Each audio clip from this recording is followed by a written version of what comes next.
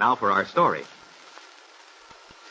the ex-Mrs. Meade doesn't neglect her child's needs, sees to it that he has what he should, then, according to the law, she's a fit mother.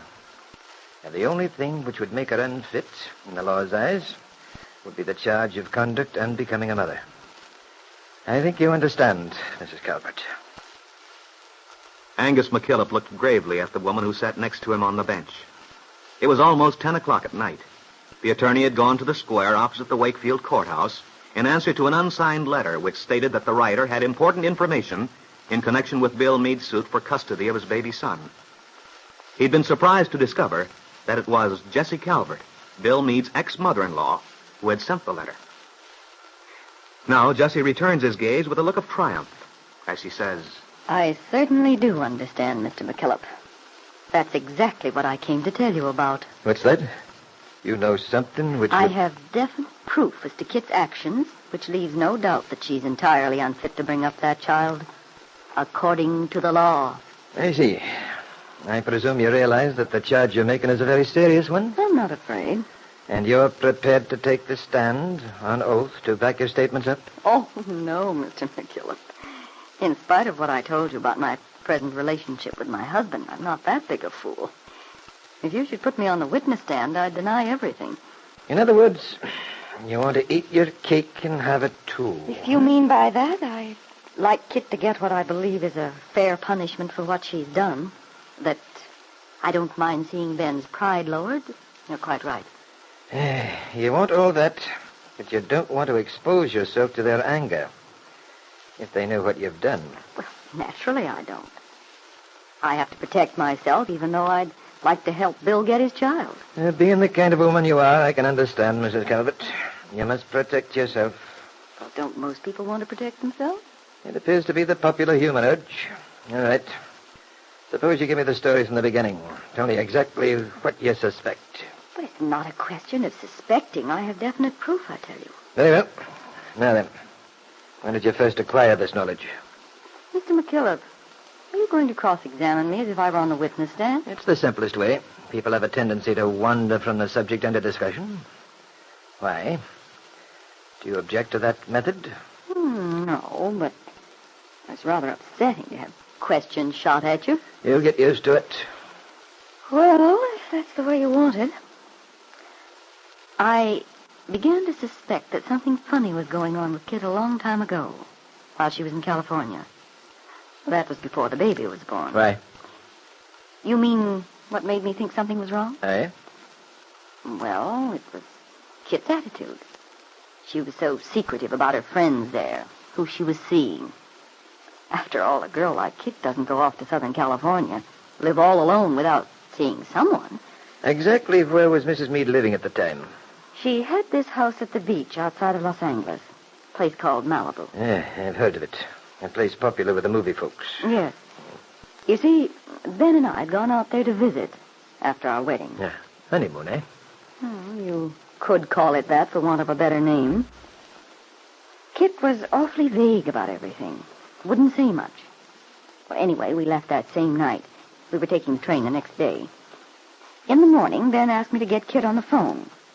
He wanted to say goodbye. Go on. The housekeeper answered. She told me Kitt couldn't come to the phone.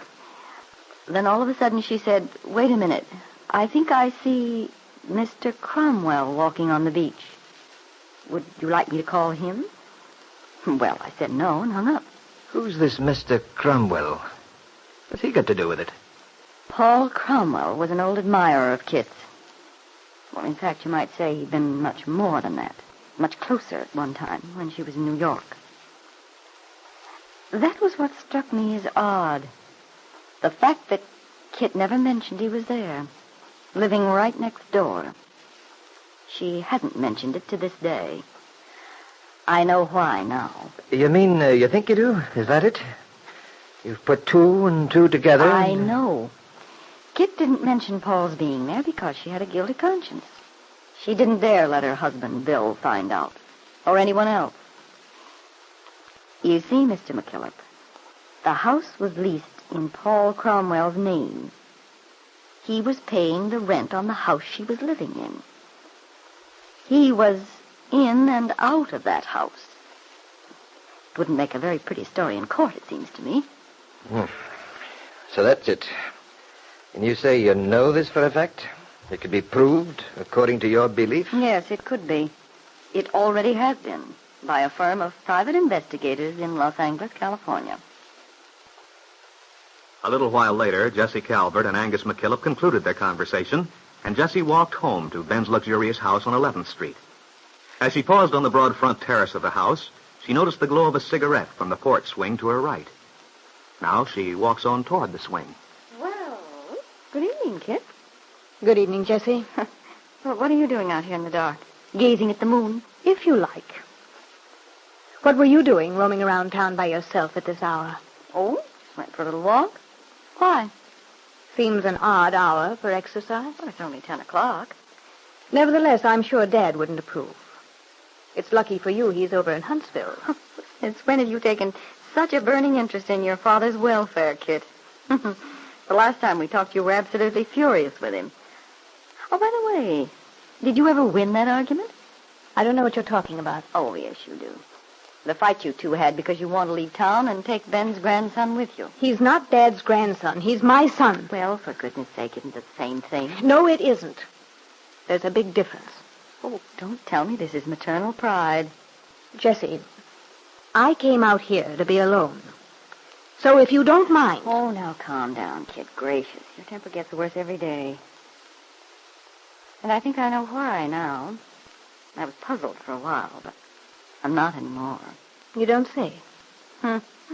I'm surprised Ben hasn't guessed by now why you've been in such a black mood these last months. Why you've been so nervous, frightened. Poor man.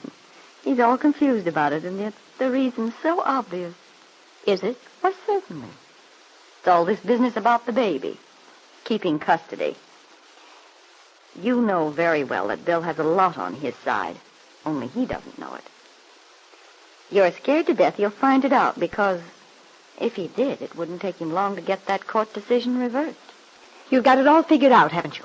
Yes, indeed I have. And I'm surprised Ben hasn't. Why, my goodness, if Bill handled things properly, he could have that child of his in no time at all. You're hinting at something, Jessie.